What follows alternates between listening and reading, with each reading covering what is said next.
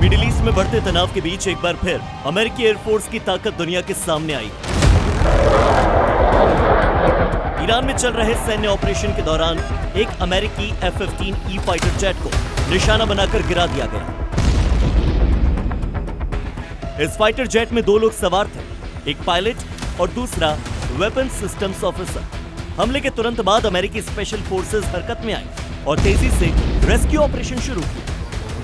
शुरुआती कार्रवाई में एक क्रू मेंबर को सुरक्षित निकाल लिया गया था, लेकिन पायलट दुश्मन की जमीन पर फंस गया। जैसे ही यह खबर फैली, ईरान में हड़कंप मच गया।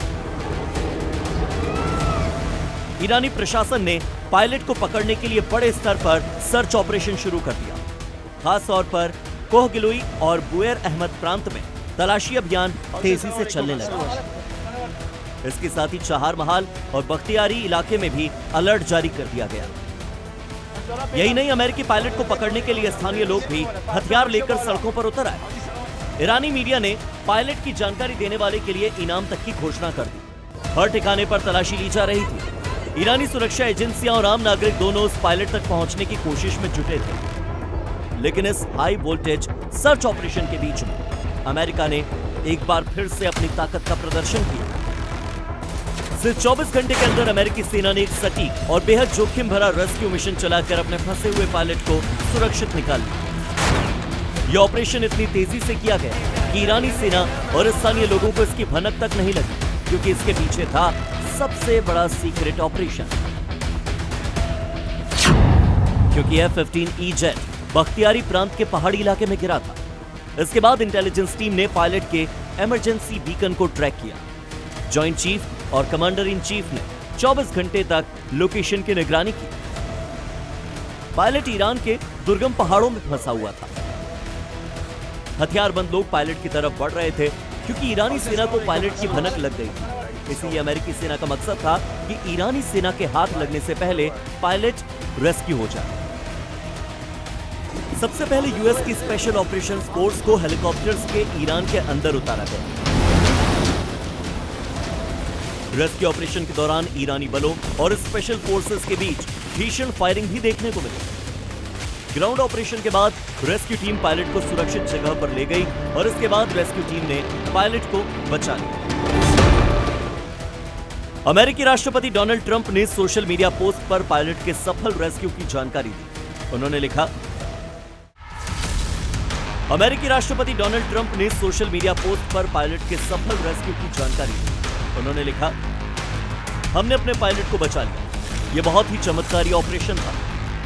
साहसी रेस्क्यू ऑपरेशन को अंजाम दिया गया। मुझे खुशी है कि पायलट पूरी तरह से सुरक्षित है। दुश्मन के बीच फंसा हुआ था हमारा पायलट, लेकिन 24 घंटे हमने उसकी लोकेशन पर नजर रखी। रेस्क्यू के लिए दर्जनों विमानों को भेजा। सबसे घातक हथियारों से लैस विमान भेजे गए। ईरान के आसमान में हमारी डोमिनेंस दिखी और हमारे पास इस वक्त दुनिया की सबसे ताकतवर सेना है। जिस पायलट की तलाश में पूरा इलाका छान मारा जा रहा था, उसे अमेरिकी जवान ईरान की सरजमी से निकाल कर ले गए, और वो भी दुश्मन की आंख के नीचे से। इस ऑपरेशन में सर्वाइवल सिस्टम ने भी महती भूमिका निभाई। जो टेक्नोलॉजी, रणनीति और ट्रेनिंग का अनूठा कॉम्बिनेशन है। पायलट के पास सर्वाइवल किट था, जिसमें कंपास, सिग्नल मिरर, आधुनिक जीपीएस सिस्टम होता है, जो अपनी लोकेशन और सहयोगियों को उस लोकेशन के बारे में बताने में मदद करता है। इसी मदद से अमेरिकी सेना पायलट के पास पहुंची और सिर्फ 24 घंटे के अंदर खलीफा की आंखों के सामने से उसे बचा लिया गया। अमेरिका ने समय समय पर दुश्मन इलाकों में अपने सैनिकों को सुरक्षित निकाला है। साहस और रणनीति की मिसाल इससे पहले कई बार पेश की है। डनकिर्क निकासी की बात करें तो दूसरे विश्व युद्ध के दौरान मित्र देशों के साथ मिलकर अमेरिका ने समुद्र के रास्ते लाखों फंसे हुए सैनिकों को सुरक्षित बाहर निकाला था। ऑपरेशन फ्रीक्वेंट विंड के तहत वियतनाम जंग के आखिर में अमेरिकी सैनिकों और अमेरिकी नागरिकों को हेलीकॉप्टर से इसी तरह रेस्क्यू किया गया था। ब्लैक हॉक डाउन घटना का भी जिक्र किया जाए तो सोमालिया में गिरे हुए अमेरिकी सैनिकों को भारी संघर्ष के बीच में अमेरिका ने बाहर निकाल लिया था।